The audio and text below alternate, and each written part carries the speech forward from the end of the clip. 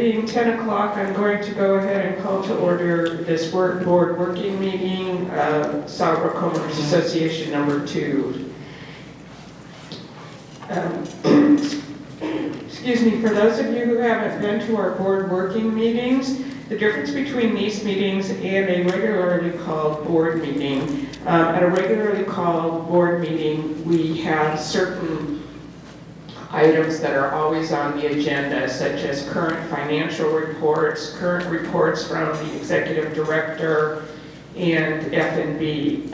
This, though, generally in a board working meeting, we're holding it interim to a regularly scheduled meeting with specific items to be covered that we need to get covered before the next regularly scheduled board meeting. Certain items we will be voting on, certain items we won't be voting on. If a motion is put on the floor and seconded, and then we open it up to board discussion, then you have every opportunity to come up to a mic and present your either questions or your comments before we take a vote. If you do that, we ask that you include your name and unit lot number when you do that, and then you have 2 minutes to state your comment or question. Thank you. The first item on the agenda is a vote to approve the July 21, 2022 board working meeting minutes. May I have a motion, please? And a second? Second. Okay. Any discussion among board? Any discussion among members? There being no discussion, all those in favor, please say aye. Aye. Opposed? The motion has been carried. The next item on the agenda is a presentation and vote to approve the 2023 golf rates and the 2 ClubLife benefits programs for full annual pass holders.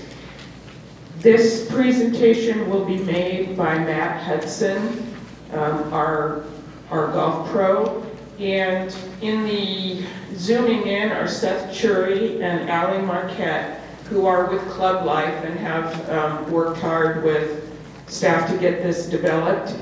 They will be here to answer any questions after the presentation is given. So with that, Matt, would you like to come up?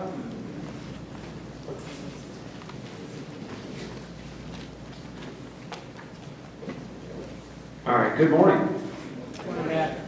Come on, we can do better. Good morning. All right, everybody's awake. Thank you, Therese. Again, as Therese mentioned, we have Seth Chury and Allie Marquette from ClubLife on Zoom if there are any Club Corps specific questions. But we're going to discuss 2023 golf rates moving forward. Next slide, please. So let's jump right into it. Number 1, annual passes. That is our largest producer of revenue for golf in the HOA.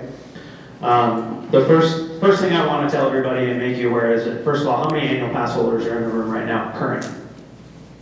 Okay, so our program for this year is renew by October 31st, and we're freezing your rates to the 2022 rates, so there will be no increase.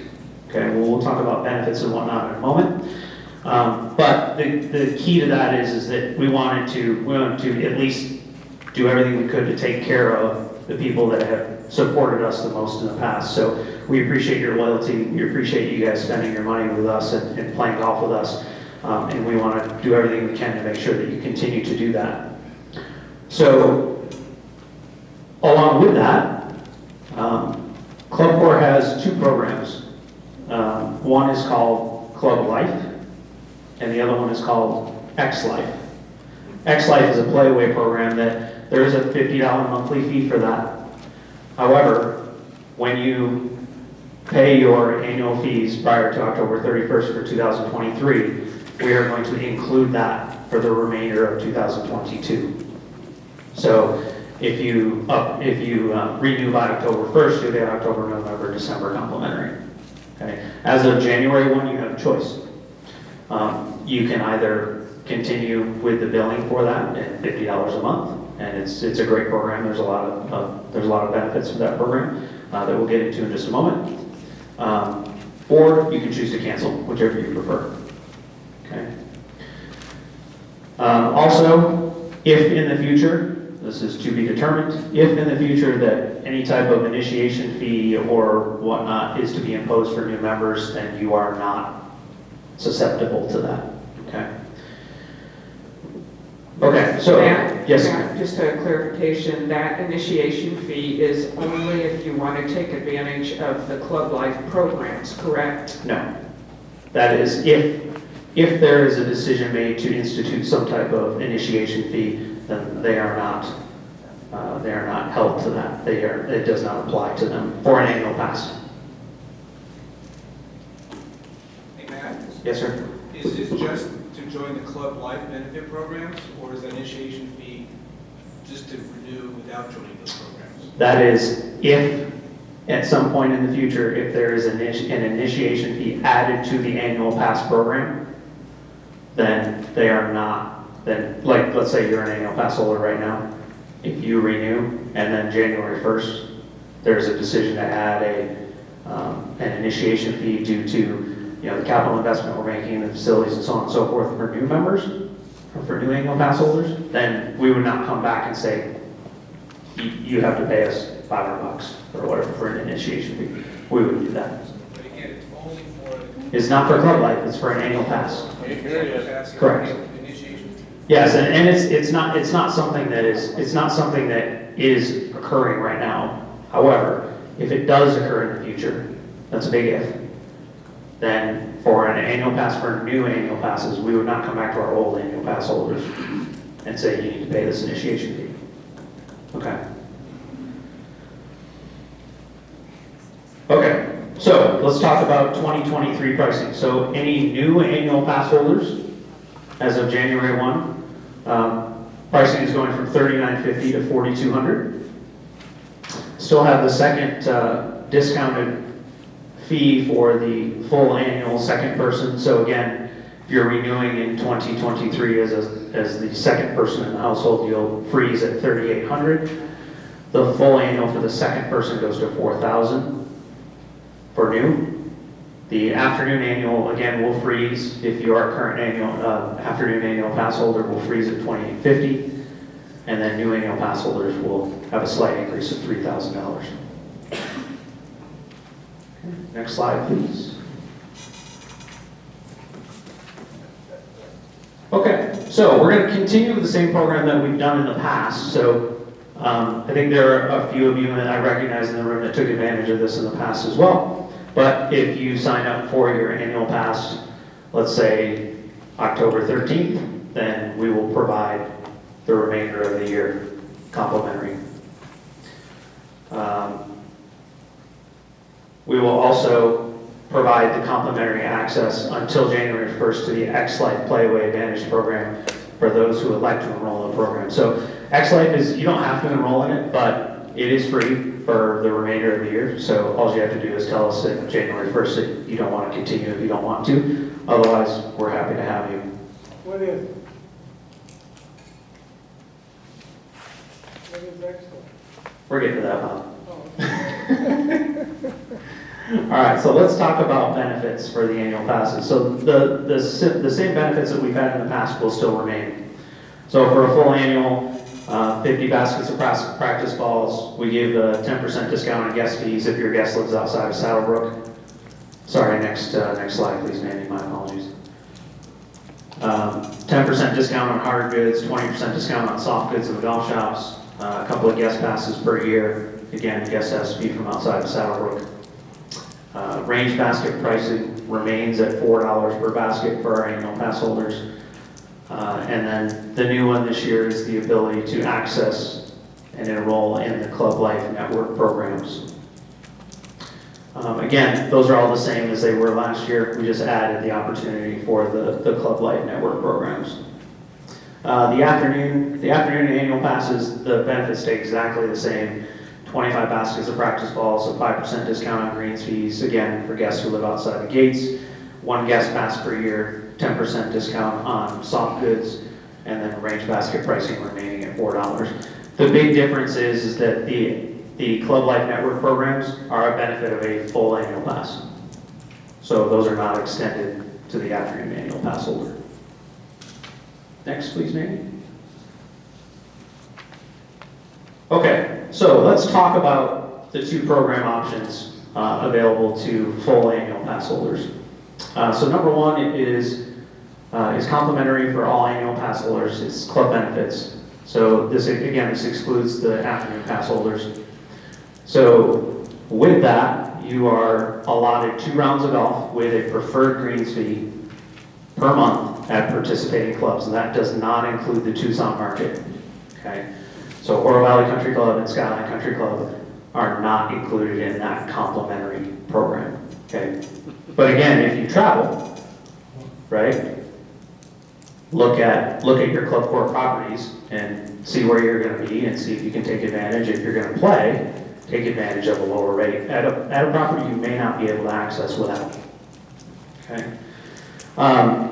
The great thing is that with this program, when you want to make a tee time, you call Club Line. So it is a dedicated line. It's basically a reservation center. You call them up, you tell them who you are, tell them where you want to play, and they figure it out from there. So you don't have to come to the golf shop or email myself or Mike and say, okay, let us reach out to the golf professional, so on and so forth. When you call Club Line, they're a dedicated concierge to help you make your tee times. Okay. Along with that, you do receive access to dining they have some participating dinner clubs. The one in Arizona is at the University of Arizona Stadium. It's called Arizona Sands. I have not been there. I've seen it from the outside. I haven't been there yet, but I've heard phenomenal things about it. So check that out. That's available after 3 o'clock. Next, maybe. Okay, network benefits continued. So let's talk about X-Life. X-Life is the Play Away Advantage program. So there is a $50 fee monthly that is billed directly through SaddleBrooke. It is complimentary for the remainder of 2022. Those who renew for the 2023 annual pass holder, the full annual pass. Locally, you receive up to 2 cart fee only rounds per month at Oro Valley Country Club and Skyline. So that's where the 2 local clubs come in. You receive access to Arizona Sands Club after 3 o'clock, so you can have dinner. Again. So the 2 rounds per month, is that 2 rounds at Oro Valley and additional 2 rounds at Skyline? That's correct. Yes. Yep. And again, that's cart fee only,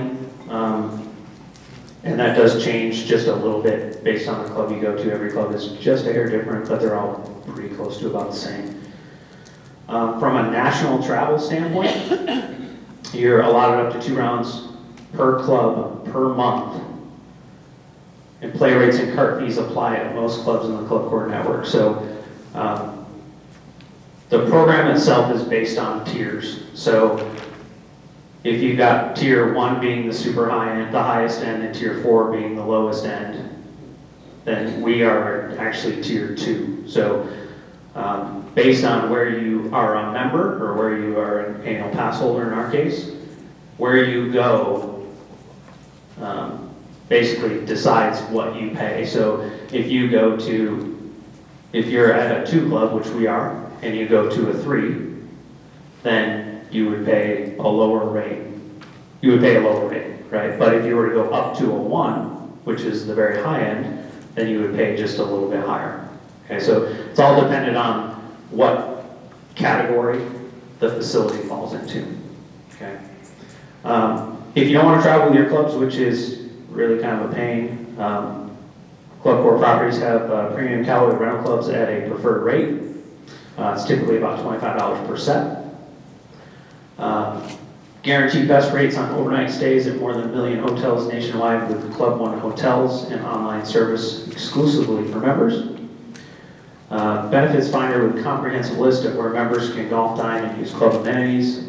And then, of course, ClubLife, which is the high-touch personal concierge to facilitate all your local and traveling network reservations. So if you travel and you play golf when you travel, you can see how this program is quite beneficial. Next, please. So this particular slide, this just kind of goes over some of the benefits. Also talks about we actually use a color code system instead of the 1, 2, 3, 4 as far as the clubs go. But feel free to scan the QR code on the handout and check that out. It just gives you a little bit more detail on the X-Life program. Next, please. All right, so let's go into the other products. Yes. Matt, I have a question. Could you please tell us how many golf clubs are in the network that people could use at different places? Sure. Seth, can you answer that one for me? I want to make sure we give them the correct number.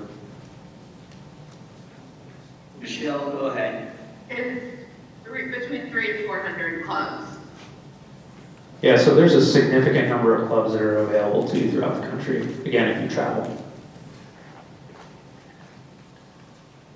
Okay, moving on to punch cards. You'll see just a very, very, very minor increase in punch cards. 50 punch 18 holes, $29.50. Again, with the 2% discount, we still offer that in the monthly pay over 10 months. It's 4% higher than the base fee. The 25 punch 18 holes, $1,600. Again, 2% discount by paying with a check. And then $1,600 again for the 50 punch 9 hole card. Same discounts apply, same upcharge applies to pay monthly. And then also the 25 punch 9 hole card is $850, and again the same discounts and upcharges apply. Casual golfer program is still in place. That has changed just a little bit. Price went to $350. But as if you have utilized that in the past, even though the price is just a little bit higher, you pay just a little bit to buy into some benefits. So you can choose either 5 18-hole prepaid rounds or 10 9-hole prepaid rounds that we give you a punch card for. The card cannot be shared with another golfer, but you do receive a discounted greens fee off the regular resident rate after 1:30. So if you play in the afternoon, it's actually a pretty good program. It's been pretty successful as well. Next, please, Nate. Seasonal rates are actually pretty similar to what they have been. Again, the winter rates, December through March, 66, and we still have our midday break, our first twilight break, and then our super twilight rate. We still have the same breaks throughout the year. And again, those are relatively unchanged. Next, Nate. That is the last one. I do want to just take a moment. If you haven't gotten all of the handouts over on the table, there is an updated rate sheet that provides you all of this information that we just discussed. I believe this presentation will be posted to the HOA2 website as well, correct, Diane? Sometime in the next 24 hours, right? Yeah. Hopefully in the next 24 hours. And at this point, that is our presentation on rates. Thank you, Matt. I'm going to, first of all, before we make a motion, I think people may want to get clarification, beginning with board members. So I'd like us to get everything as clarified as possible. So I'd like to open it up first to any board members who have specific questions that they'd like to ask. I do. I kind of want to go back to the initiation fee. Has that been determined to be in place, or is it something? And second follow-up is, who determines if an initiation fee is ever going to be? No, it is not in place. Okay. Now, who determines if it will be in place? I believe that you all would need to vote on that. If we were to institute that, or if we were to recommend that, then I believe the board of directors would need to vote to approve. The board and not ClubLife. The board of directors. Yes, ma'am. Right, and what I would say there is that if ClubLife chose to try and ask us about an initiation fee or put it in their annual budget, that budget does have to be approved by the board, so that would be the board's decision as to whether we would ever do that or not.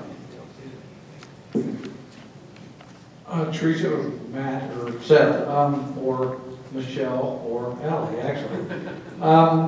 Are we a yellow? I was trying to figure out the color. So we're going to be yellow. Yes, that is correct. I couldn't get my QR code to work real quick, but so we're yellow. So for folks that want to look us up, it's actually online, the benefits in terms of that particular classification. So I think you can look online for all the golf courses that are available by state. It's very well organized. And the other thing, you had mentioned there's over 400. I think, Alan, you mentioned that. ClubLife or Club Core, invited now, actually own roughly 200, manage 25. So this program actually reaches out far beyond what their actual club ownership is involved with, and gives us, I think, from my view, a real chance to play about anywhere you go, whether they own courses in that locale or not. So it's really a quite wide variety, and if you do have a chance to look at it, I think you'll be quite impressed with that X-Life program. So, a quick question for Ali or Michelle. If I recall, and I'm just trying to find it, but depending upon whether you were using X-Life Playaway or the club benefits, isn't the reservation period in advance different for both of those? And if so, please could you give us the time frames? That's right. The club benefits program is a 14-day advanced tee time window, so 2 weeks basically. And if you have upgraded to the X-Life Playaway program and you're traveling outside Tucson, you have a 30-day advanced reservation period, so you can really plan ahead a little bit more for your travel when you have that upgraded program. And then locally in Tucson, if you have the X-Life upgrade program, it's a 7-day window for advanced tee time, which is very common amongst local reciprocity to have that shorter window of time because the home club members have priority. Same as annual pass members would have priority as well.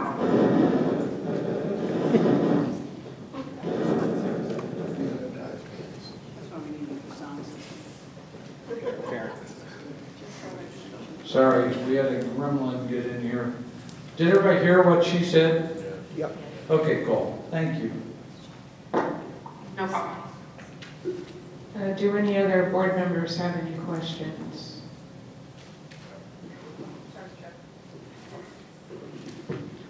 Matt, do you know how these rates compare to HOA1? Yes, I have seen the HOA1 rates. HOA1 did see an increase of 4%-ish, if I remember correctly. So we are higher, as we have been in the past. And about how much higher? Let's see, if we go to For the annual. for the annual, it's about, if I remember right, you got it right here, don't you, Tom? $350-ish. Thanks, Matt. Yep.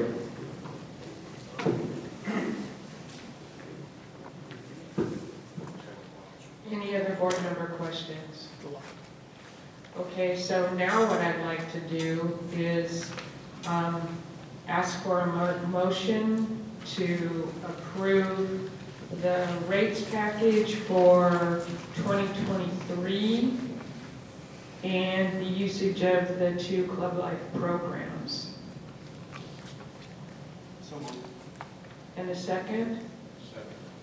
Is there any additional board member discussion? Okay, now I can open it up to any members who would like to ask additional questions or make comments. Could you please come to the mic? Thank you. 2 minutes.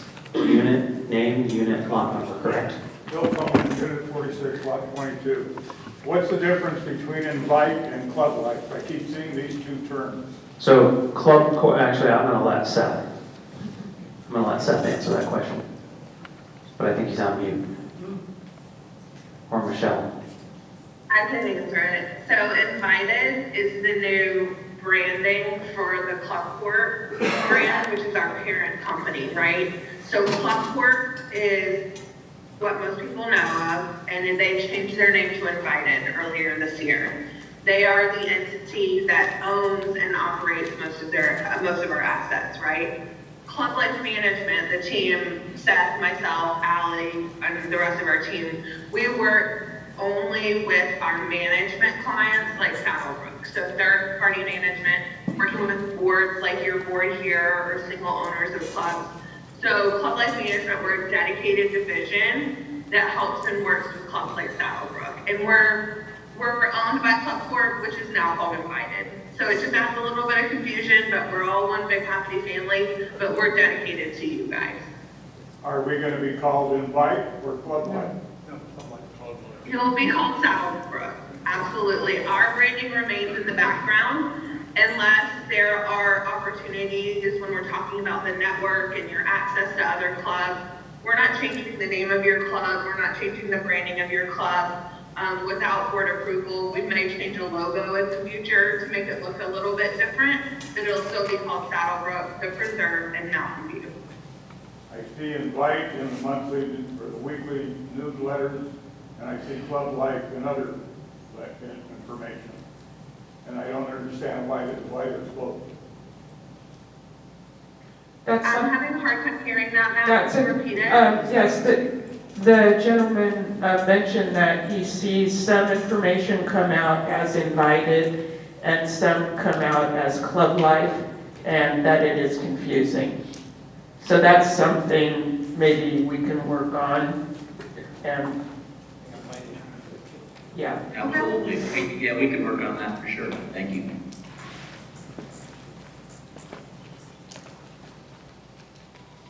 Chuck Kelsey, Unit 29, Lot 69.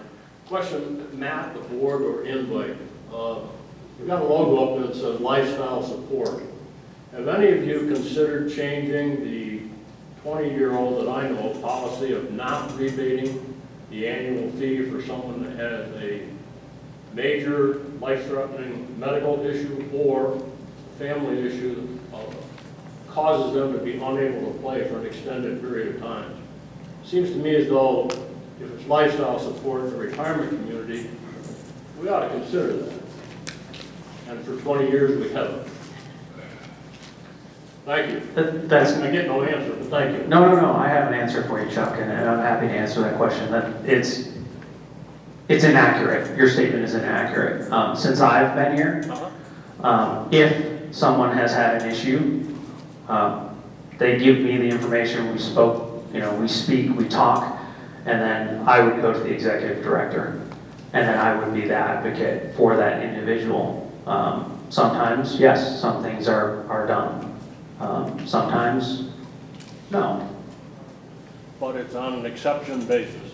It needs to be a conversation that goes to the executive director. Seems to me as though we ought to have a policy. The difficulty of that is defining all of the parameters of what does and doesn't qualify. I understand there's a difficulty. Again, it seems to me as though we should have a policy. I appreciate your input. All I'm saying is where do you draw the line becomes the difficult task here. You could have, a multitude of things that people feel should qualify for some type of discounting or rebating, etc. It's certainly something we can discuss, but therein lies the biggest problem in trying to implement a policy like that. Any additional questions? There being no additional questions, I ask the board, all in favor, please say aye. Aye. Opposed? The motion has carried unanimously. Thank you. Thank you, Michelle, Allie, and Seth for being on the call. We're moving on to other stuff, so unless you want to hear about other things in general in our wonderful community, you can, You're relieved of your duties here Okay, today. thank you very much. Have a great rest of your day. Thank you. Thank you. The next item on the agenda is a vote to approve a $1,500 unbudgeted expenditure for the SaddleBrooke Senior Olympics event. Mark, I'm just going to let you give a little history on what this is. Yeah, this was actually first created by HOA1, and their initial plan, I guess, was to simply hold it only with HOA1. But one of the representatives went to the Fitness Wellness Committee, which I'm the liaison for, and said, well, gee, we really should have this as an entire SaddleBrooke event. We got some information on it, and our staff looked at it and thought that it is a really beneficial event, and it's really a very minor amount of contribution to have basically a senior Olympics type of thing. So that's what it basically is. So they asked, would we be willing to share in the cost and sponsor it so that it could be an HOA1, HOA2 event. So. May I have a motion to approve this $1,500 expenditure?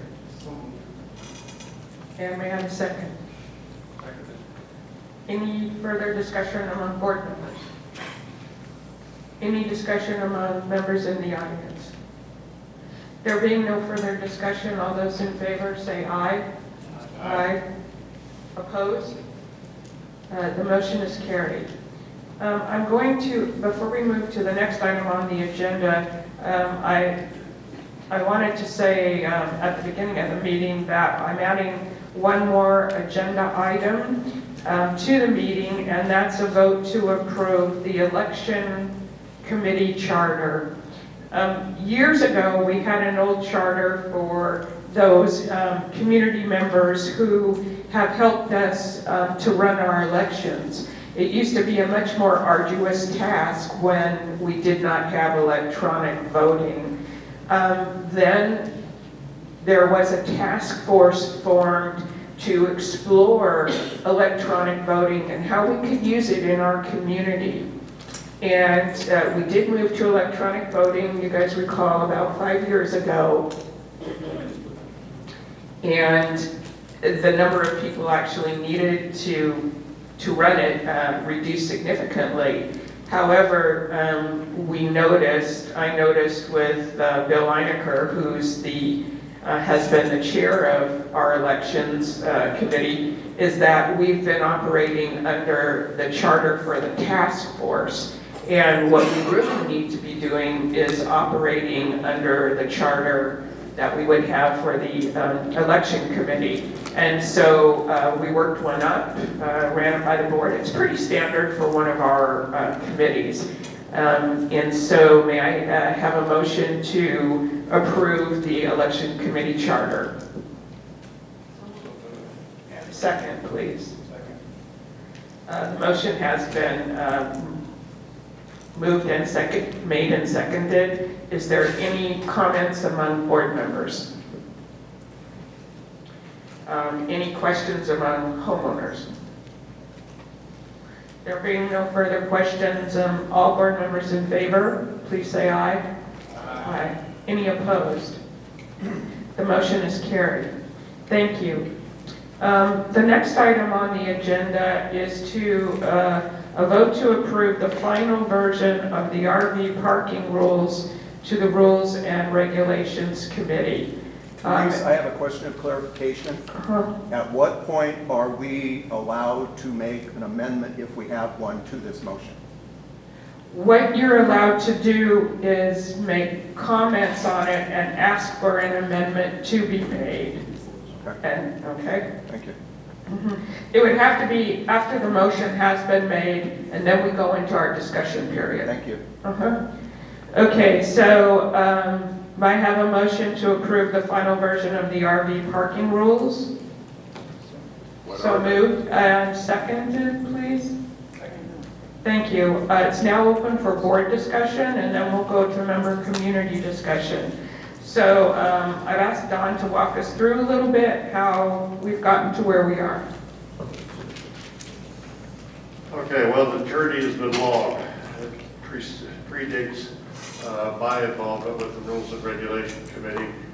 In fact, it's probably 13 months now that this has been a subject of discussion with a variety of inputs from board members, Rules and Regulations Committee, comments from the community when it went out for public comment. We're at the point now of proposing the rule as the final discussion, the final vote to be taken on it. I'd like to get this one done, put away, and be able to move on to other things. We're aware of the one item that is of most interest to everybody else, and I'm sure we'll get comments on it, so I'll refrain until those comments may come forward. Any questions from any other board members? One point of clarification, any neighborhood that doesn't have sidewalks, can they have their slide outs into their stone area or in front of their house outside of the driveway? Yes.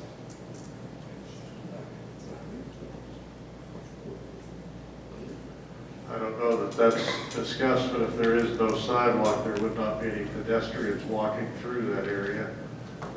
So we hope there aren't anyway, unless they're thieves and burglars. But I would think that if the opening is onto your own property with no sidewalk, you're not impeding traffic in any way, and we could entertain a motion to add that language to the rule if you so choose. Any other board member questions? One thing that I would like to point out is, because we know slide outs is the most contentious area here, slide outs have never been allowed to be extended. There was a request to have slide out extensions added to the policy. And so this policy is moving forward, or excuse me, these rules are moving forward with pretty much the way it used to, it always has been, with the board not wanting to put the slide outs out there.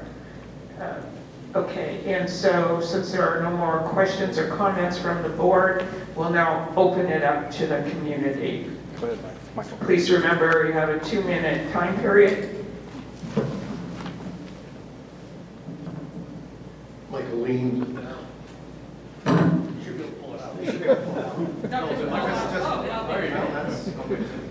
Michael Lean, Unit 32, Lot 96. We've been told that the issue with the slide outs is based on safety. And I wanted to find out what data you used to come up with that, because it doesn't make any sense to me. And have you considered how this affects homeowner values? If we had known this was in effect when we bought our house, we wouldn't have come to SaddleBrooke as our people. What? It was in effect at that time. But it wasn't enforced. Well, that's different. Well, it might be different, but still. Having a rule and having enforcement are two different things. Now, Well, there's nothing in this that changes the enforcement at all. Well, there are lots of In rules. fact, there's nothing that changes it whatsoever.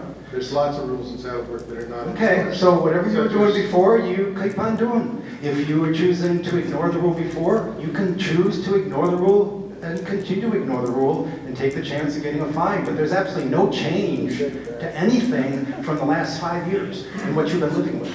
So the only thing we're doing is not changing it. Okay, so if you were happy 4 months ago, you should be just as happy now. But I think his question, Well- that's not his question. But, yeah. So I would being propose obsequious. that you allow us to have at least an hour a day during daylight hours during those 3 days. What's his name? Okay, thank you. Who? The guy that's stuck. Vote him out. Sure, you can use that one. Hi, I'm Ken Merrick, and we own in both HOA 1 and HOA 2. And before I get started, I just wanted to ask the board members, do any of you own RVs? Raise your hand if you do. Okay? Yeah, surprise, surprise.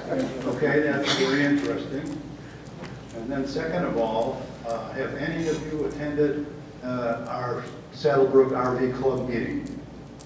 Any of the meetings? No. This sounds to me like a little bit of what you've done is representation, or you've injected what you want to see in the way of legislation without representation from the RV club members. You should have gone there and discussed this so you have a firsthand feeling. How many members in the audience are members of the RV club? Yeah, so you can see that this is an important part of our agenda. And I just feel that, you know what, at this point in time, I don't want to take up more time. I would relinquish my time, the rest of the time, to our president, and I'm past vice president. Good morning, my name is Pat Aruda. I live in Unit 24. My wife and I live in Unit 24, Lot 35. We've been here 8 years. I'm the president of the SaddleBrooke RV Club. A piece of information that you pointed out that I really must address, and that is that's the way it's always been. The reality is RVs are not the way they've always been. RVs have evolved into incredible vehicles, some having as many as 5 slides. We have a lifestyle as RV owners that want to get out and enjoy that lifestyle, which is part of the SaddleBrooke lifestyle. RVs have to have their slides come out in order to fill their refrigerators, to put clothes in their closets, to clean them up. And if you keep prohibiting slides from coming out, we will be faced with some of us violating rules, some of us turning our RVs around in a fashion where they have to come out that door, which faces the street, which may cause an accident. I ask you this, has there ever been an injury or accident related to an RV slides in SaddleBrooke 2? I don't think the answer is yes, but I don't know. How often are RVs parked in front of homes in SaddleBrooke 2? The SaddleBrooke Patrol knows the answer to that. It isn't that many. I believe we're making a bigger deal out of this than is necessary. I want to make a quote. I heard from a document, the one that was used to search for a document. It says, the primary objective of the HOA2 Board of Directors is to ensure the SaddleBrooke lifestyle continues to flourish. Do you believe that's your primary objectives? I think it is. I hope it is. I would like to close this way. The board was presented with a comprehensive RV proposal earlier this summer from the Rules Committee, who collaborated with the RV Club leadership and the SaddleBrooke Patrol. We believe that proposal addresses the needs for our community. We ask that you drop today's proposal and resurface the original proposal and vote for it in favor of it. If you won't want to do that, I move to amend the proposal that you have today.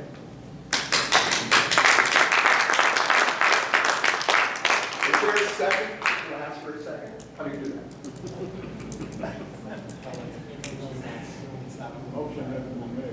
Motion has to come from the board.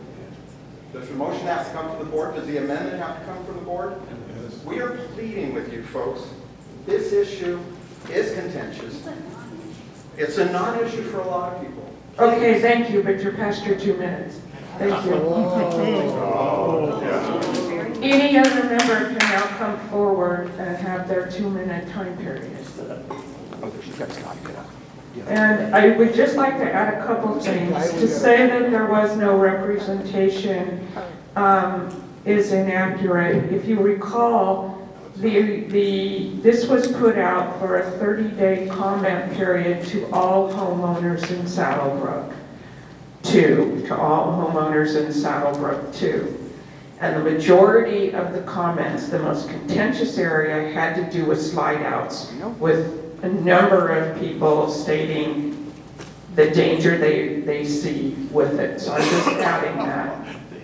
Based on what? The other input that we had, one member of the Rules and Regulations Committee is heavily involved with the RV Club, is my understanding, and provided significant amount of information, et cetera, similar to what we've heard here this morning. So we have had that input from that individual regarding the RV issues. Seems you ignored it. Okay, please go ahead.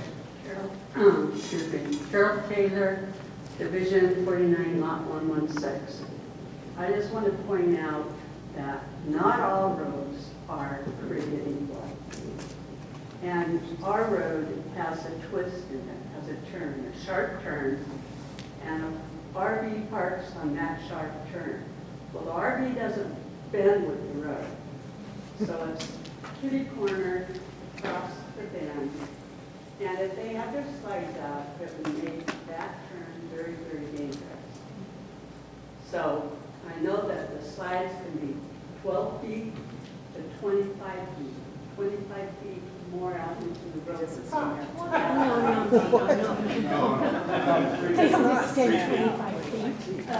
Besides that, have a little bit of respect for other people's ideas. I am a previous RV owner, so I do know what you're talking about. But please be respectful. We are.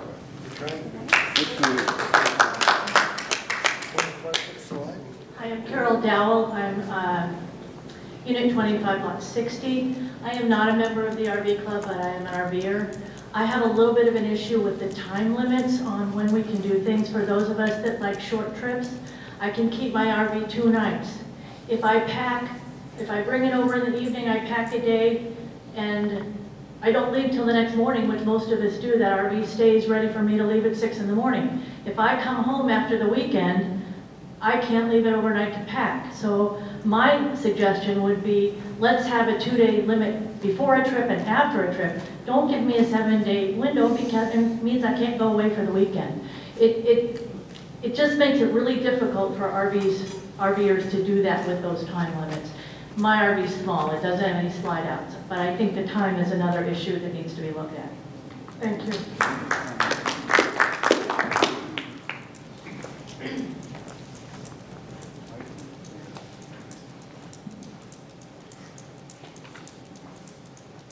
My name is Rick Morrison, Unit 22, Lot 18. I am the individual from the Rules Committee who proposed earlier this summer changes to the regulations that allow slide outs at certain times of the morning and certain times of the afternoon. This was done in conjunction with the SaddleBrooke Patrol, extensive discussions with them, and these are time frames that they put to us as the Rules and Regulations Committee. Those rules and regulations and changes were put to the board earlier this summer and were rejected, period. Wouldn't take any discussion about it, and you guys rejected it totally. So this is where we are today. The fact that we had tried to work for over a year to make it equitable for not only the RV owners, but for the safety of the general public here in the community, we worked extremely hard to make that happen.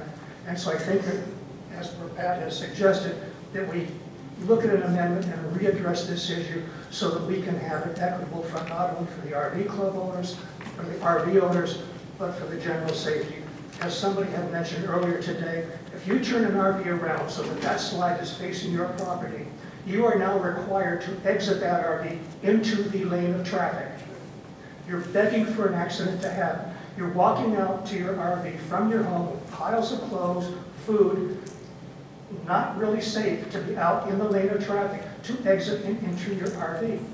So I think that if we look at this from a logical perspective with safety in mind, we can have a certain period of day, as per the SaddleBrooke Patrol, when there's the least amount of traffic in the morning and the least amount of traffic in the afternoon that does not impede the safety of the community as a whole.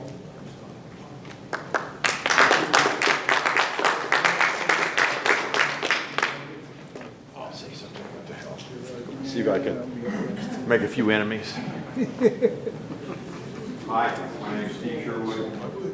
I'm in Unit 49, Lot 57, and I own a very large RV. In regards to this, the gentleman said, okay, we didn't enforce it. It was just it didn't get enforced because it needs to, number one. As far as safety concern is, when I park my RV, which it has a very large side, we put it out when we load or unload. After that, we pull it in. At all times, I put out 4 cones and 2 triangles at each end, which is more than any of the landscapers do in this community, or any of the people that put in driveways, or any other things. I never see them cone. I see them parked on both sides of the street. I don't hear any discussion here. I mean, I do everything possible to make it safe for the people around me. And I have not gotten any feedback from any of my neighbors that I am in any way encroaching upon. I really think we need to redo it. I think the gentleman's suggestions about doing it to certain times for loading and unloading makes sense and will reduce any sense of danger to the community. In fact, the only danger I've heard of the community is when somebody in my neighborhood ran into the back of a delivery truck and wound up in the hospital for 2 months. What are we saying about the delivery trucks? Nothing. Thank you.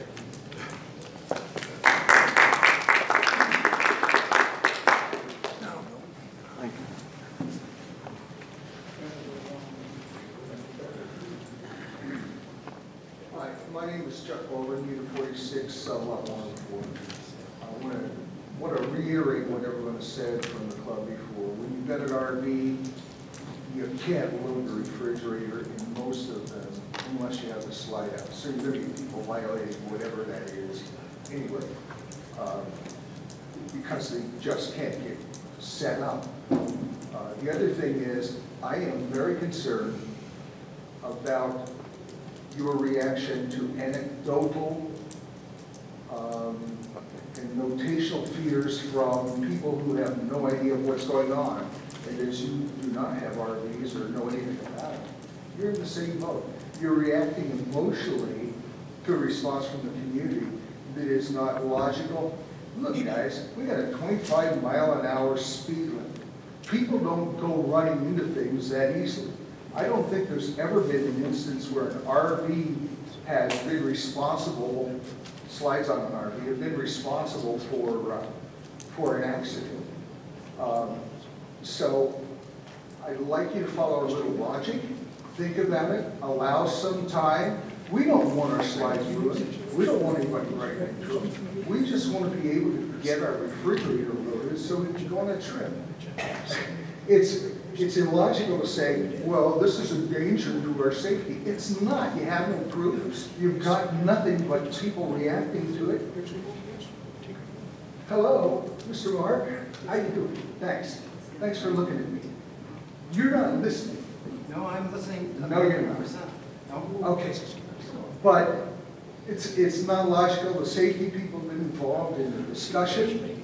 Your patrol's been involved in the discussion. And the recommendation of the Rules Committee was absolutely thought out. Your reaction to it has not been thought out. That's it.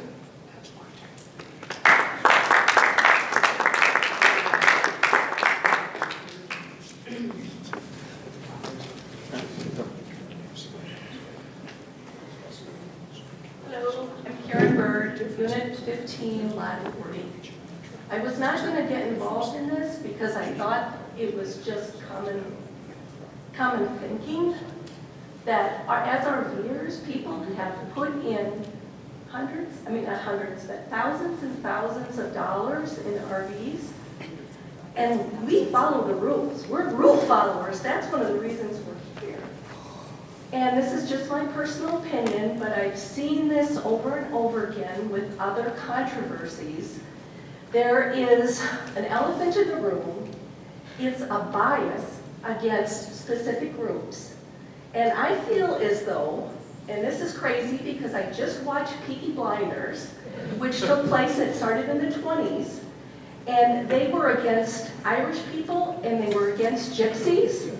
And gypsies had wagons and horses, and they were considered second-class citizens. And I am sensing that you guys have a bias. You don't have a bias against golf.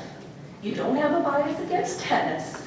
You don't have a bias against a lot of the other clubs. And you support them, and you give them money, and you do all sorts of things.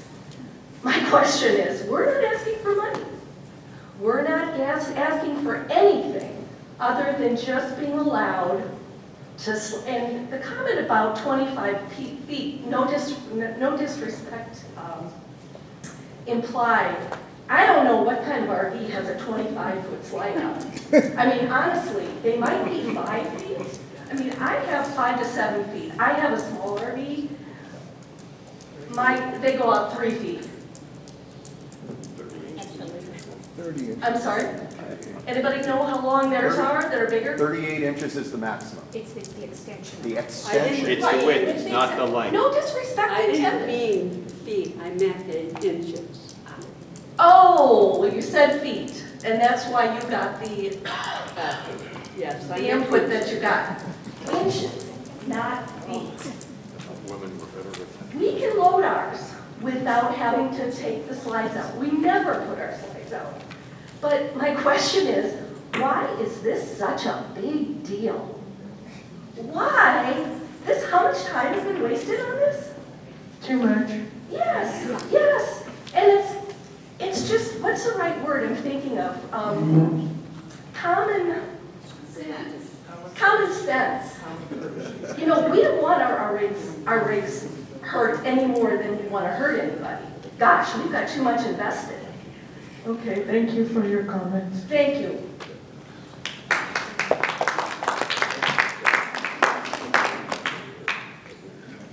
Bill Cohen, Unit 46, Lot 22. For those of you that deal at Bank of the West, you probably noticed that their slide-out drawer was demolished by a car a few months ago, and you've had no drive-through. You talk about early mornings and late afternoons. All day long, you have Amazon Prime, you have FedEx, you have UPS, you have landscapers with large trailers coming through the neighborhood. What are you going to do? How are you going to protect yourself? And if they do demolish one of your RVs, how long is it going to take you to get it repaired? That's my comment. What do you think's more dangerous, them or us? The only injury is playing at the back of them.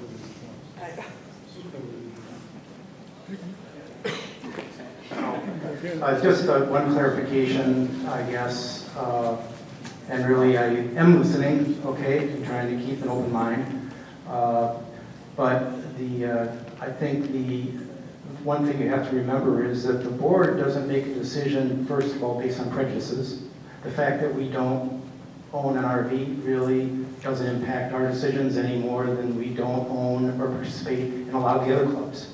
And so one of the things that we did was do a survey, okay, a 30-day comment period, okay. So there were, 108 total RV units registered with club members, and when we did the survey, we got 17 responses on the survey. So about 20% of the RV owners that we know of that are in those clubs chose to actually participate and even respond to the survey. So obviously, a lot of those others, for whatever reason, didn't respond. Okay, so we did get a lot of responses from other owners, and most of them were against it. Okay, so understand that our charge is to make a decision for the entire community as a whole, as it feels best based on what the community wants. We understand this is a very emotional issue for people that own RVs. Okay, if I own an RV, it'd probably be very emotional for me too. But understand, this is what we're charged to do, is make a decision for everyone based on the input we got from all residents. Okay, so I just want to make sure you understand that this isn't a prejudice against anybody else. We're here, we're your neighbors. We're here to try to make the best decision for all the residents based on the input we get. So, May I respond? and I know you won't all agree with it. Nobody ever agrees with any decision we'll ever make. May I respond to your Yes. comments? Is that? Yeah. You can go back as many times as you want. Well, I'd like to make sure Mark's done first. Yeah, I just want to make the point that this wasn't done unilaterally by just 7 people thinking about it, that there was actually a lot of work done to gain comments from the overall community, because we knew not only this, but there were other issues too that were emotional, and that we needed to get that input, so that's what we did. So If we can go back to some facts. So first of all, RV Club has 68 rigs. That's between 1 and 2. We don't know how many rigs there are in SaddleBrooke 2, because we only have a portion of SaddleBrooke 1 and 2 owners in our club, okay? And the point about the comments, the way it comes out is, if you have any comments, it was not framed like, we need to hear from you to essentially get your vote. So people who like the proposal the way it was have no comments. That was essentially a yes vote. That's the way I see it. It was not asking for a vote, okay? So it was a casual, please comment. No comment means could be a vote in the affirmative. Personally, I was on an RV trip. I couldn't log in because I didn't have my HOA2 card with me on the trip. So that's a limitation. What I ask is that if you're using that as data, make sure you put it out that we need your data, because this is not arbitrary. This is anecdotal. It's not very official. Thank you.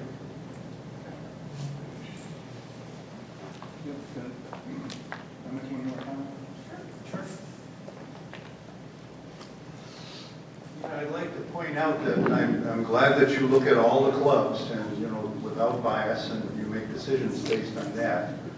But, a dance club doesn't have something that extends into the street. The coin club doesn't extend into the street. The tennis club doesn't enter into the street. So I guess I would like you to just reconsider an amendment to this rule.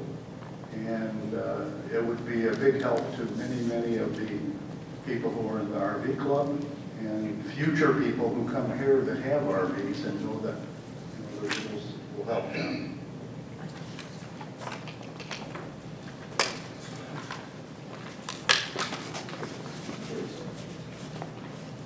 Hank Walter, Unit 46, 126. I have a lot of friends that are in RV owners and also here in the SaddleBrooke HOA too. Most of them abide by all the regulations that are stated in CCRs before you ever moved in that you read. All right? There's some of them that don't. There's some of the people and the situations on the streets that cause a potential hazard because of lack of being able to see down the road and up the road. And it's done by a lot of other vehicles, but most of these other vehicles are taking care of our properties or delivering stuff to our properties. Now, the meeting today and the agenda, I understand where you guys are coming from, and I know that you've got a captive audience to a degree, but we've got a lot of stuff to cover. We covered the first thing, so I really would appreciate if this could be done in a different situation. Thank you.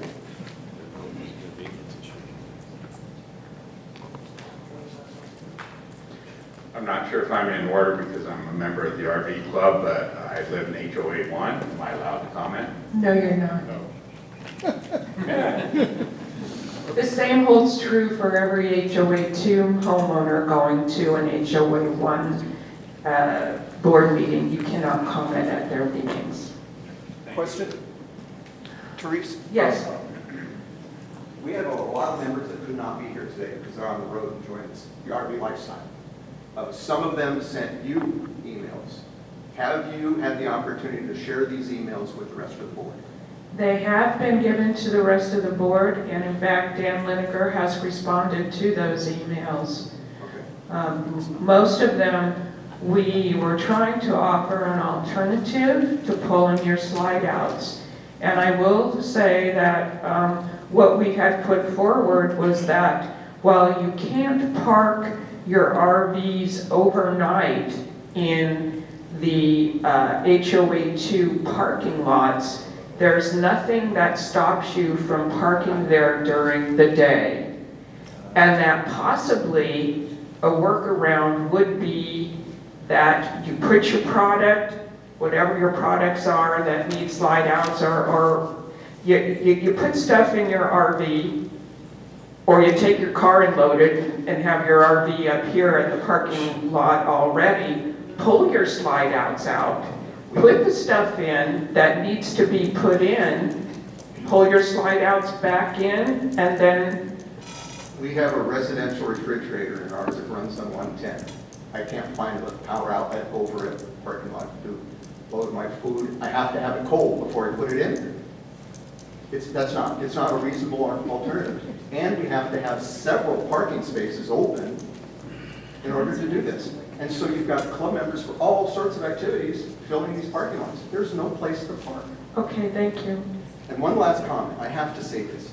This was from Dr. Tom and his wife Linda Carr.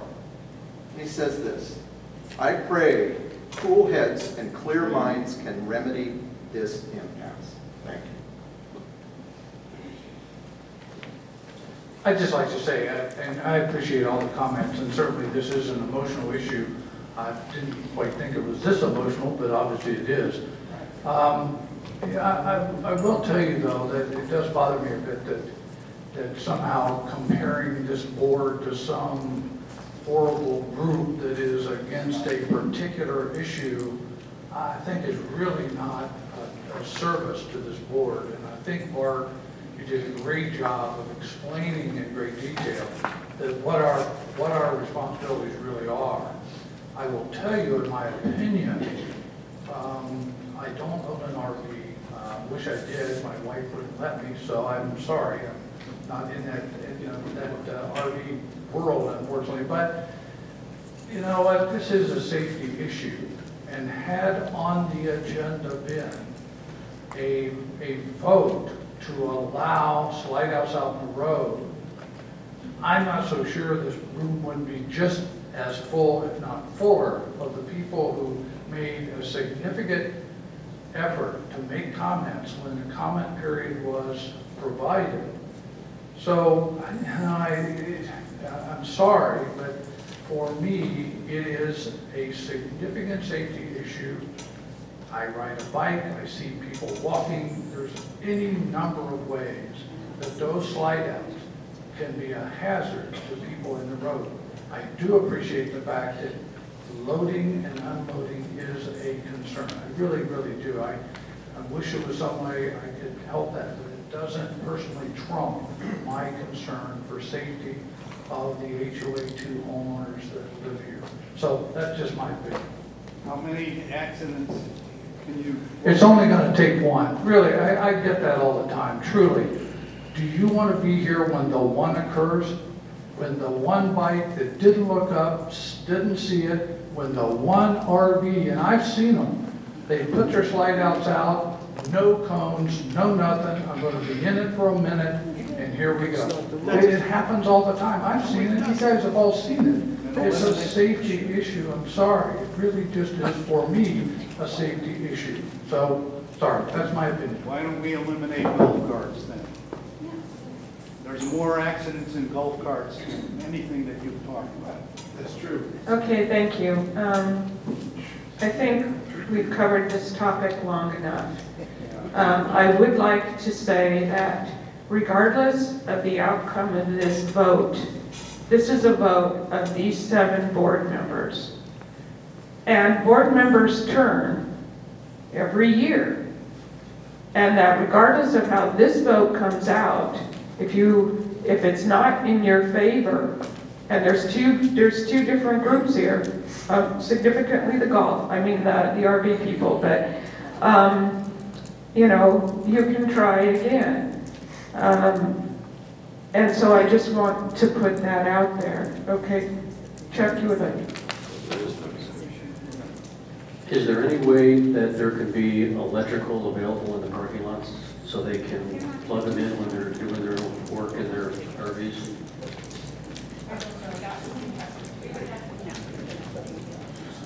The problem is that sometimes you need different amperages depending upon what you're pushing.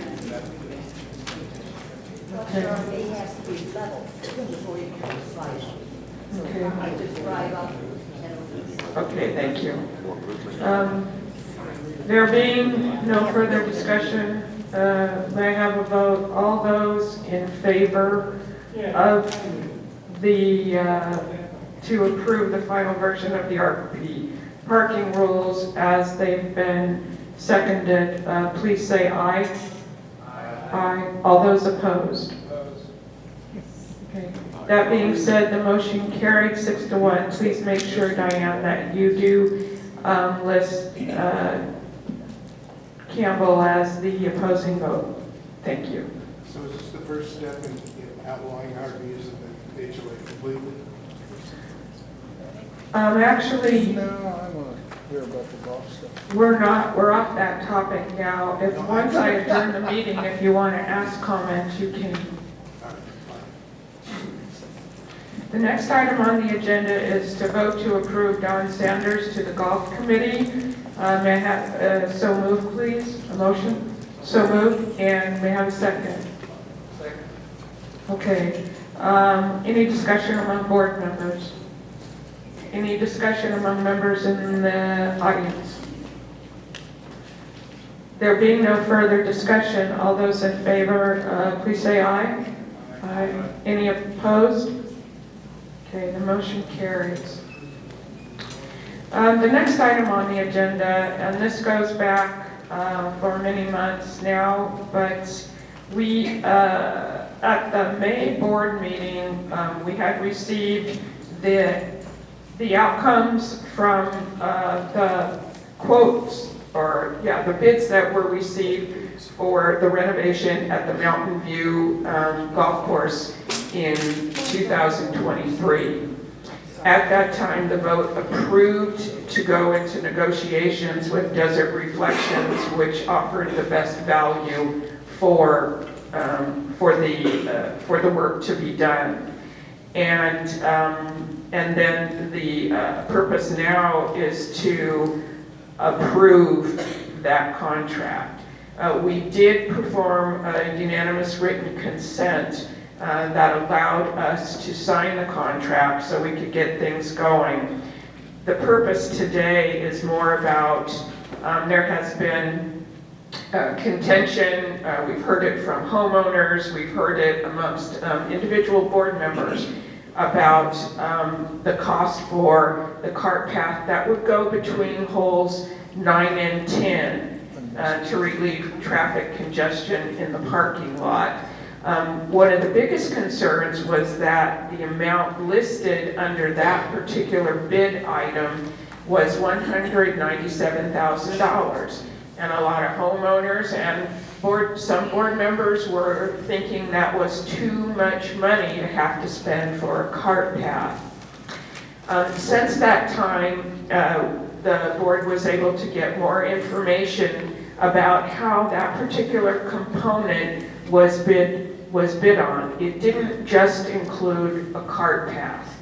It also included a major amount of work being done down where the putting green is and the driving range are. There's an area in there that contains a circle that gets very congested. So this, that $197,000 also includes that work as well as providing additional golf cart spaces. So the vote right now is to, if we were to take out the cart path, just the cart path, but leave the other components, it would reduce the budget by $58,700, not the $197,000. So the vote now is to approve the Desert Reflections contract with or without the golf cart path component. Do I have that correct for everybody here? Okay. So what I'd like to do is have a motion to approve the Desert Reflections contract with the golf cart path. However, any board member who doesn't want to do that, you just vote no. Okay?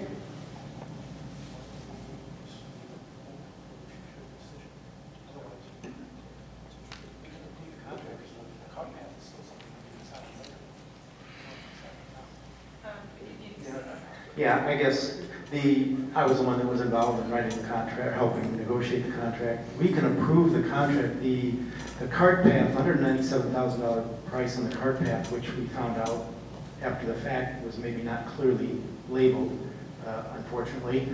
is a decision we can make later. That is not a decision that has to be made now. Each of the unit prices actually can be made, because that's why there was unit prices in the contract. The only one that's of contention is the cart path. So we can approve the contract today, and in the near future, or distant future even, still decide on the cart path one way or the other. We don't need to approve the cart path or disapprove the cart path today. It can be decided on in the future. The only thing that is needed for the cart path construction is the concrete, which probably wouldn't be purchased till March or April next year anyway. So anyway, that's what I think we probably should actually vote on, is go ahead and approve it with understanding that the cart path itself is still a decision we can decide on. Okay, but you were on vacation, Mark, at the time. The way, because I was able to approve the contract through, or sign off on the contract through unanimous written consent, was with the caveat that I put a cover letter with the contract that says the board will make a decision at their August 30 board meeting about whether to have this included or not, at the request of other board members, so that we would have time to do a public vote. I really don't want to kick this can down the road anymore, particularly for 0.01% or 0.2% of the entire contract. So I would really like us to vote on that. I agree with that, and I think we are nearing a point where the beginning of the contract and the beginning of the negotiations with other vendors are important. I don't know that concrete necessarily is a first chore in that, but we need to get on with what the whole contract is and not be thinking about this forever. So. I do just one point of clarification. At the golf committee meeting in August, they voted to contribute, if they're able to, recommend to the board to have the GIF pay $52,500. Point of clarification is that something that is a gift, is a GIF type of investment they could make, money they could use? Yes, that is something that falls under that area.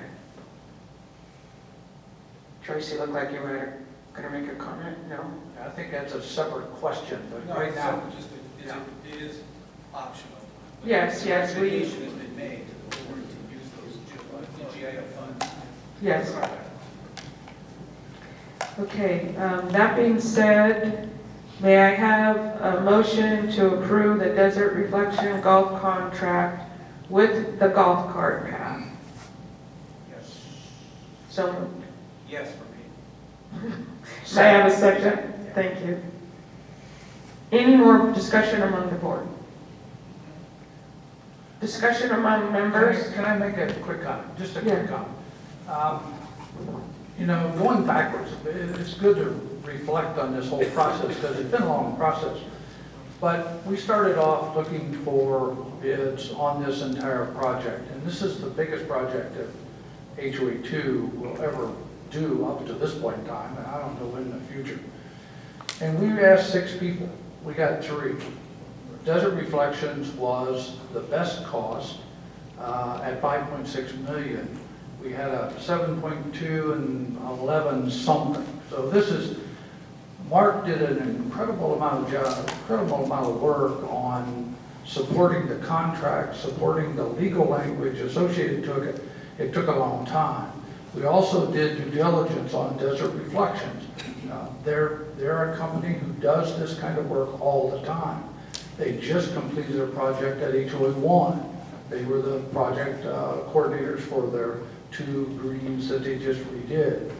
So we have good due diligence. Took a long time on the legal piece. I just wanted to thank Mark and Joyce. Joyce was a part of it as well, but a lot of work has gone into this, and I think it's going to be a great thing for our HOA long term. So that's a couple of selling points, I guess. Okay, members.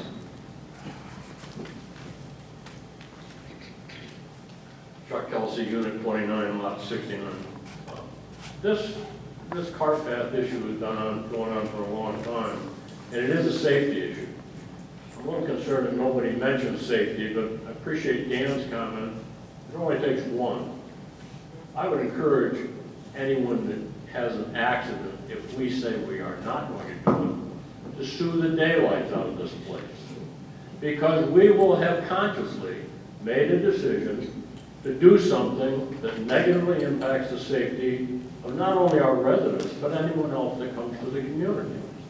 May 18th, I asked you specifically, Therese, what the motion was, if you recall that meeting. And the motion that day that was approved unanimously by this board was to go with the construction scope that was on page 1 that day, which included the cart path from 9 to 10. I don't have a question. I would just encourage this board to get off this kick of save a penny here, a penny there. You wouldn't have even had this as a separate line item if someone hadn't requested it. That someone sits in this room. Why it would have been asked for to have a quote broke out that way is a little beyond me. Thank you. Well, let me ask a question if I could. Number one, the safety issue is well documented, has been discussed many times in the board. A proposal was put forth that eliminated the safety issue at no cost. And the proposal that came in the actual costing of the project for $197,000 seemed like a lot of money, and as it turns out, it's the first time I've heard today, but it's $58,000 for the cart itself, because other items were lumped under the title of cart path. So the reader would assume that cart path cost $197. It didn't say cart path of 4 other things. And when you get down to the real facts of what other costs are were being put into that title, some of them were not related to the cart path. What is a fatality or severe injury worth, Mr. Grimm? It is priceless. You can't put a price on it. Thank you. Number two, I will point out to you that if golf carts are a problem traversing through this section up here, then carts used to come to the HOA, carts used to go to the tennis, arts and crafts, etc., should also be prohibited from traveling through there, because the golfer does not have a higher risk necessarily than anybody else in a golf cart. So we need to think consistently. If this is a safety issue for a golf cart going through there with a golf bag on the back, it's a safety issue for a golf cart going through there with no golf cart on the back. Whoa, you're putting the liability on the golf cart driver, not on another vehicle. I don't think that's totally correct. Yeah, both. I mean, well, maybe we should prohibit cars in the parking lot too. You guys, we're Okay, getting out of scope of Robert's Rules of Orders. Hank, please. I was originally against that cart path. And I know, I remember your I just want to say one thing. It was brought up as a safety issue. I've got a solution for a safety issue. 2 points. Number one, reline our parking lot so that people can see when they back out or pull in, make it diagonal instead of perpendicular. And number two, remind all the residents that all state laws say if you are backing out of a parking place, you do not have the right of way. And if that can be enforced, there's no safety issue. Okay, thank you, Hank.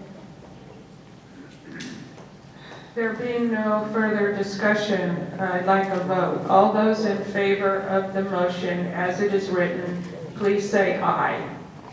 Aye. All those opposed? Please note we have one opposed, and that's Secretary Chuck Kill. Thank you. If you just put Secretary Chuck, people aren't going to know anything.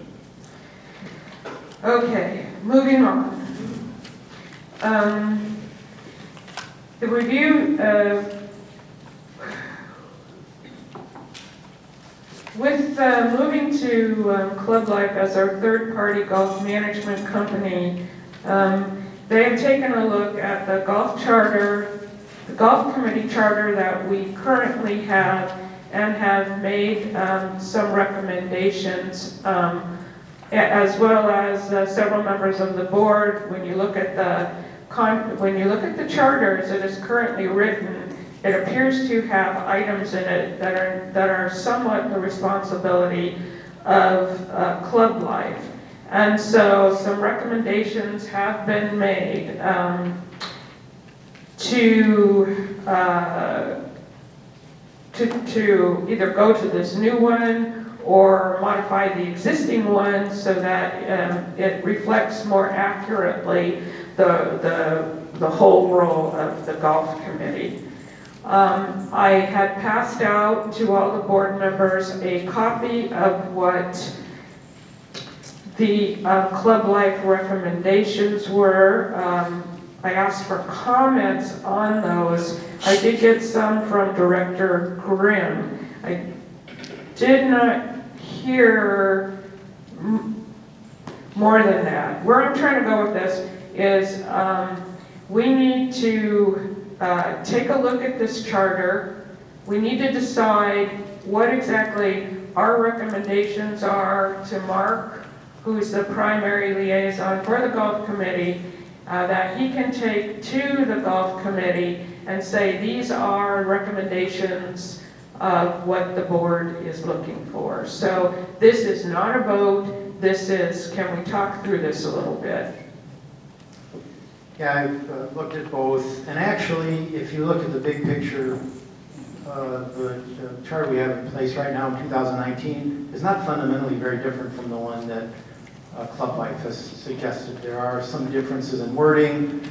Basically, they both say that the committee needs to promote the enjoyment of the golf for the community.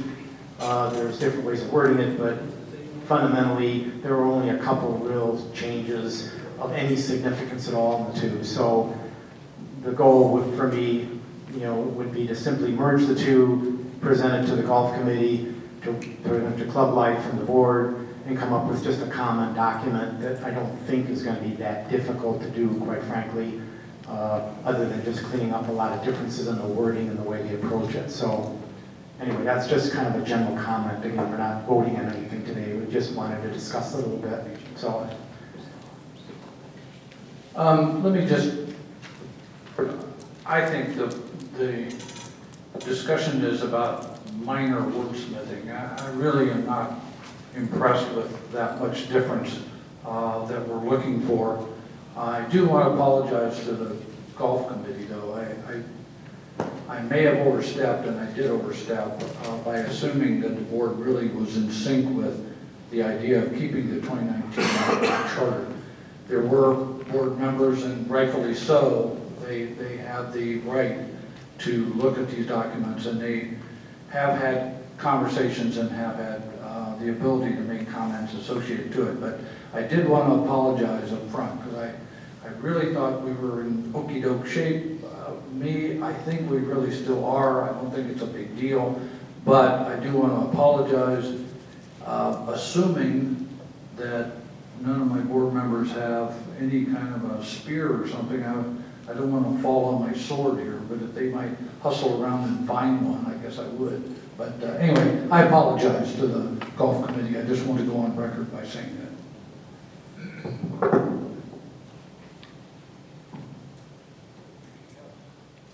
Is there any other thoughts or of any other board members before we send both these versions back to the golf committee? Okay. We did receive some comments from someone who could not be here today. Mark, you've already acknowledged those and said you'd take those with you.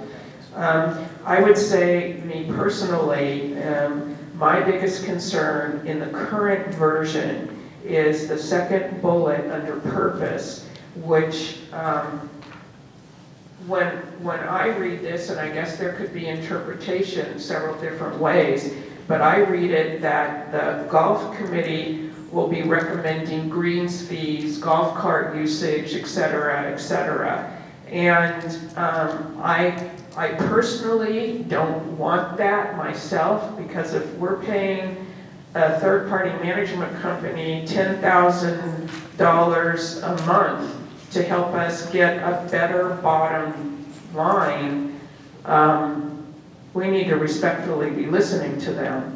Once again, it's always the board who has final say, but that's my own personal opinion, but I could be voted down because I'm only one person.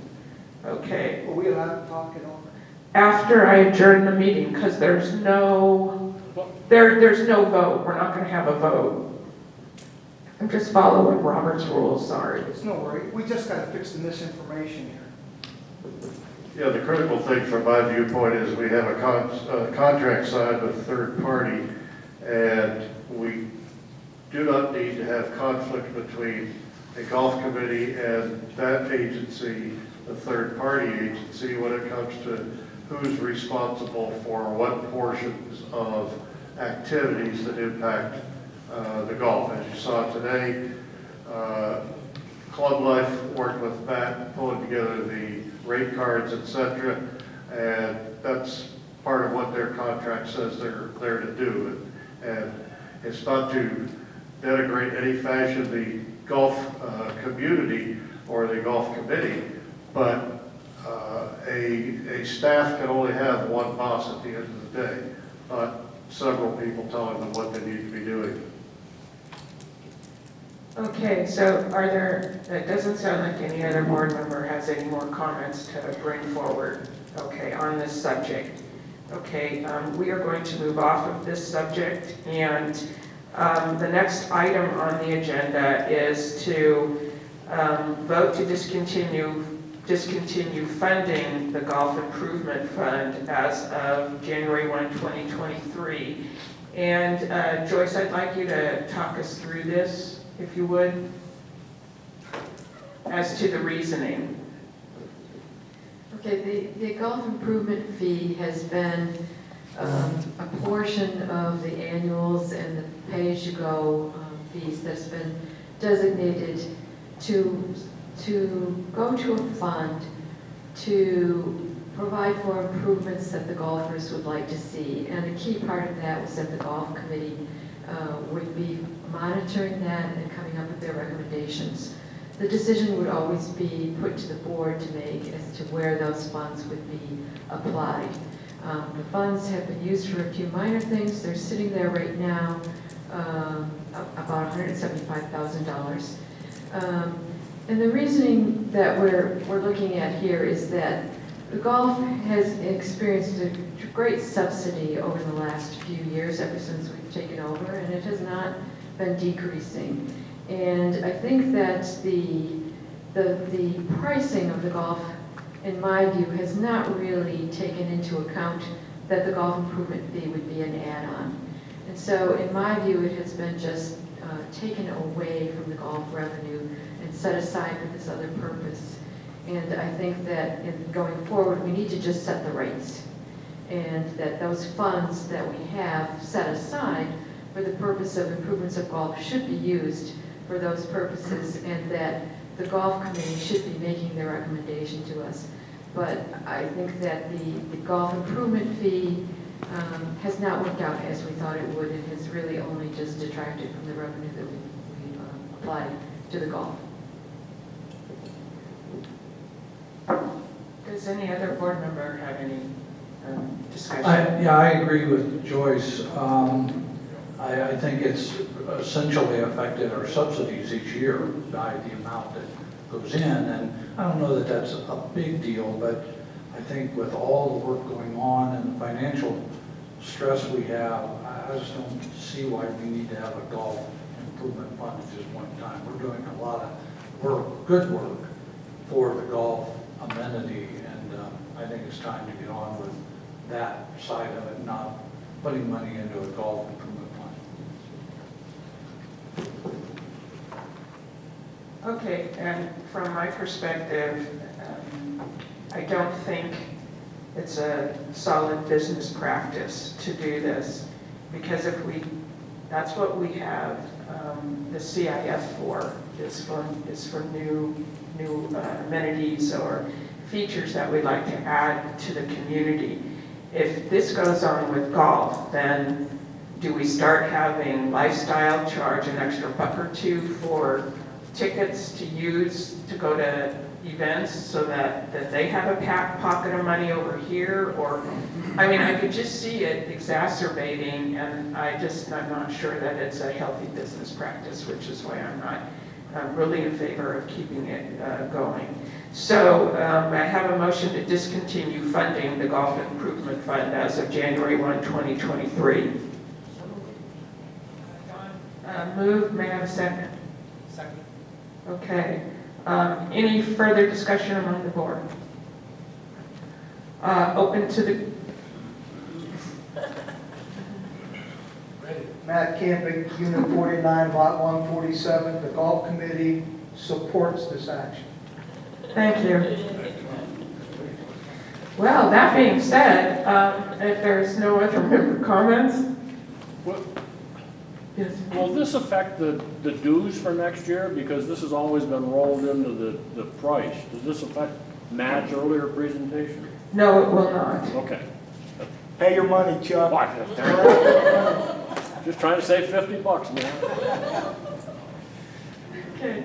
All those in favor of the motion, please say aye. Aye. All those opposed? Let it be known in the meeting minutes the motion carried. Okay, the next item, it's the second part of this item, is a discussion on the appropriation of the remaining funds. We have already heard from Campbell about the amount of money that the golf committee was recommending go towards the golf cart path if it passed, and it passed. So that would take care of some of those funds. I would like, if the board has any other ideas for the use of this money, to please say so now. What I would also hope we can do is that the golf committee can spend some time, hopefully at their next committee meeting, to discuss the future use of the money and where it would be, and is there anything else with our $5.7 million project that they would be amenable to spend this money on.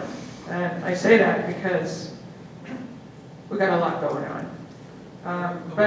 One thing I would like to discuss is a timeline, a sunset date, or something like that for the GIF, so it's not continued into years and years and years. Okay, so so what you're saying is when the golf committee gets this, let's have a sunset date, or do you want to recommend one? Well, I don't want to recommend one, but well, I could, but I'd like to discuss, I'd like to at least have some kind of final cutoff, so the funds have to be used at a certain... Therese, could I help on this one? Sure. I know I'm not part of your board, but can I? Okay. If you... Okay. You know what? I'm going to adjourn the meeting in just a minute, and then you can do it, okay? If they can give me 2 minutes and I can't fix all the things that are broken too.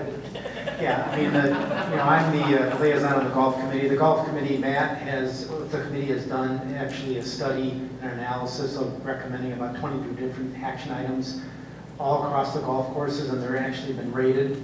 And so I think they've already done a lot of work that would give them some tools to figure out where they'd like to see the money. And then, of course, it'll be proposed, the board will have to look at it, and we probably talk certainly to ClubLife about it. But so I think we'll be working on that to come up with some ideas of where maybe the best place is to use the money. So. Any other board comments? Since we don't, okay. So before I do adjourn this meeting, after this meeting and after member comments, after this, the board will be going into an executive session, and the specific topic is a personnel-related issue. But other than that, I will now adjourn the meeting. Well, I would like to just add a comment. within the next couple weeks, you're going to be seeing an announcement. We do have another board election that will be running in the fall. And so I ask you to watch your email, and you will see some specific information about that. You will also see an invitation be coming out. We are looking for a couple committee members for the election committee. If this is something that interests you, and we have the charter out there too, so you can see what their roles and responsibilities are. The individual, Bill Lineker, who has been running this for us for a number of years, is saying, I got enough work to do with the finance committee and I want to get this one up. Wait, no, Pat. But the good part of it is that he is going to be running this election this fall. So anybody who is interested, you would have an excellent opportunity to learn how to do this under expert guidance from Bill and Diane and Adele, who have to do a lot of work on this also. Okay, this meeting is now adjourned.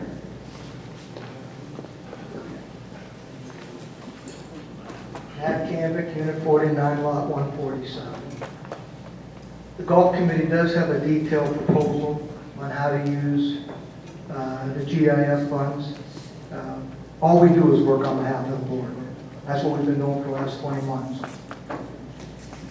Mark, this charter is far removed from the current charter we possess. What Don's proposing is that the Golf Committee no longer advises the board. The Golf Committee advises the Director of Golf, Matt Hudson, and our Superintendent, Paul Howell. We still have a liaison, okay, but we do not have an advisory role to the board. If anybody on the board had been fighting with me over the last 20 months, and Mark, you were, so I don't get it. I really don't get it. But every association in this community was invited to come to every golf committee meeting. And they did for a number of months. Joyce knows this because she sat there. The Men's Association 18, the Women's Association 18, and the Lady Niners always came to the golf committee meetings for about 4 months. And then the presidents called me and said, we really don't care about your fight over sod and sand. Win it, but we don't care. We got to go take care of our associations. So what Seth wants here ain't going to happen. I've already heard from 2 of the presidents. All right? They want to put term limits on. 2 members on my committee today, I'd have to vote off the committee because they've been there for more than 3 years. It's ridiculous. Okay? This isn't the way we need to represent our community. Today we have one voice to club court. That's Don Grimm. Right? He's the belly button to club court. My job, our job on the golf committee will be to advise Matt and Paul. When I took this job 20 months ago, the general manager assured me he did not want me telling Paul and Matt how to do their jobs. So now we've come full circle. I leave you with those thoughts. Well, that's okay. No, I will. I mean, I think you're making, man, I know where you're coming from. I think you're making an assumption. What I'm going to be doing is I I'm can going to read be... 2020. Yeah, you can. But what I had said was I'm going to take a look at both and try to integrate them into a single document. And I think what you're assuming is that carte blanche, everything that Seth has requested is basically going to be done.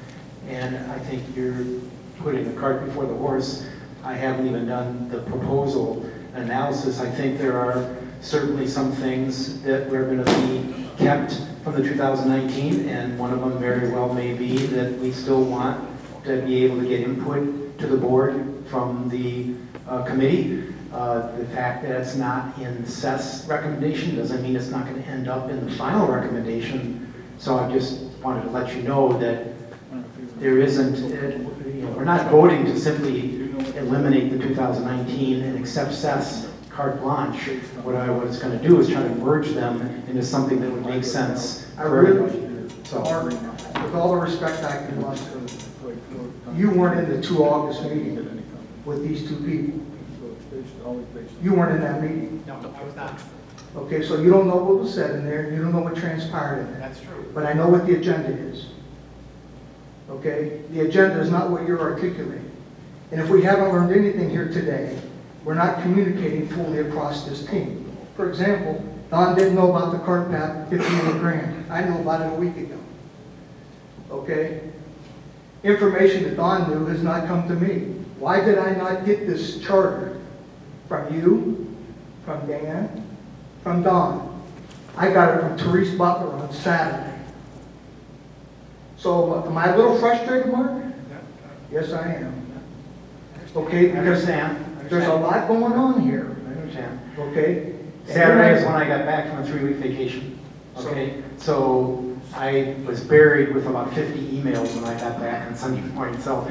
But Don't anyway. change the point here. The point here is the agenda is to take the golf committee out of advising this board. That's the number one thing this is all about.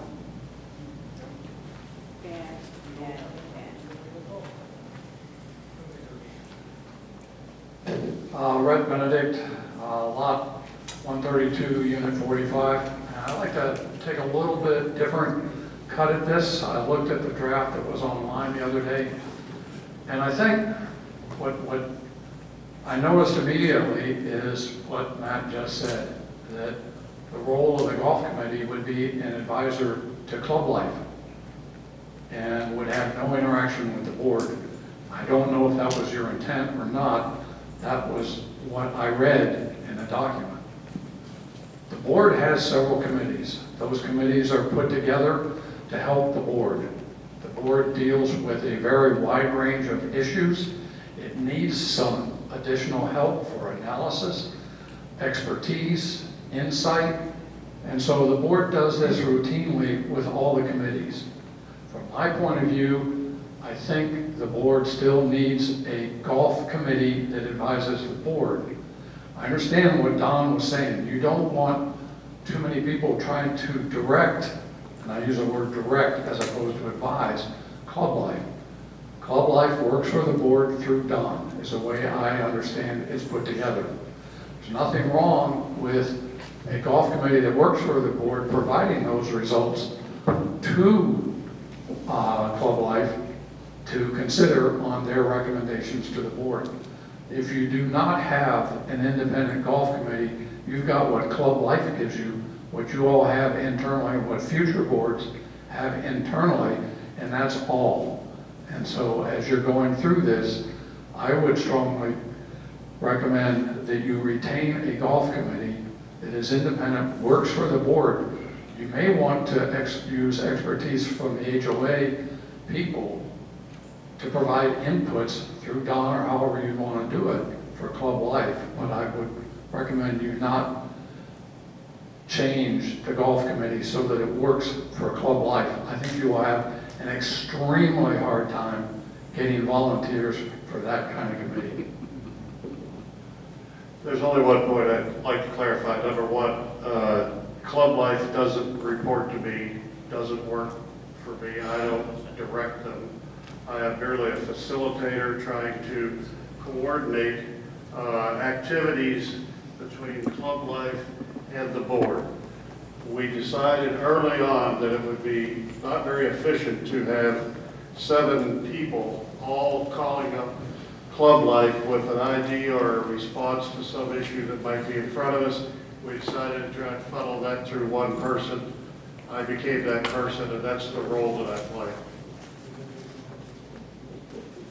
Therese, you brought up your concern about the golf committee charter. Several months ago, the committee and I attempted to rework the charter. It was in April, it was the month before the May meeting, and you all were in the knife fight about the $5.7 million deal. And Dan asked me to put off any further conversations on the charter. That very point you were talking about was one of the things that Joyce and I talked about that I wanted out. Okay, so you and I are thinking the same way. I never wanted to be in their box. A brief history lesson. 20 months ago, we had a blank piece of paper. Today you took a vote about executing a $5.7 million program. It was produced by the collaboration of 2 board members, those 2 future Club Life professionals in our golf committee, of which Mark was a part of that journey. So congratulations, we got here. There's a lot of good benefit that this golf committee has provided this board over the last 20 months. We should be able to do the same going forward. I'm not trying to be divisive here at all. I think we're very like-minded. I'm a very smart person. If you tell me what club course contract is, I'll find the gaps. I'll work the gaps. But I haven't seen it.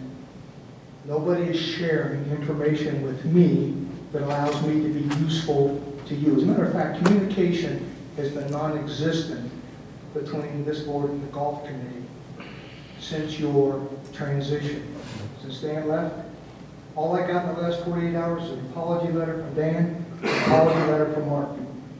But I'm not getting information to help me do my job. Thank you. Are there any more member comments? Okay, thank you all.